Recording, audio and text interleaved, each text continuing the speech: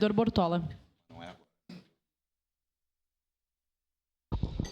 Senhora Presidente, só para declarar o voto, obviamente, voto sim. Aqui fazer também um agradecimento especial ao Cristiano, da Assessoria Legislativa, que deu a celeridade necessária, e às comissões dessa Casa, para que fosse pautado o Fundo Municipal de Segurança Pública. A gente sabe de todos os anseios, e aqui é importante ressaltar que os órgãos estaduais, eles já têm um dispositivo chamado PSEG, onde que eles conseguem arrecadar verbas, um montante bem grande, bem significativo, através do ICMS dos nossos empresários, e justamente está surtindo um efeito muito bacana, muito importante, vereadora Daiane, aqui no município de Caxias do Sul, tanto no 4º BP-Choque, no 12º Batalhão de Polícia Militar.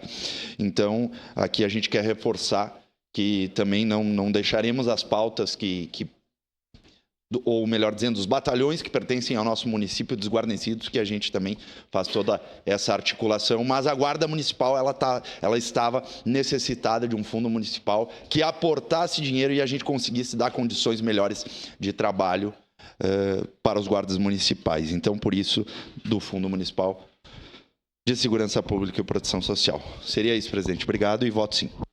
Obrigada, vereador Bortola.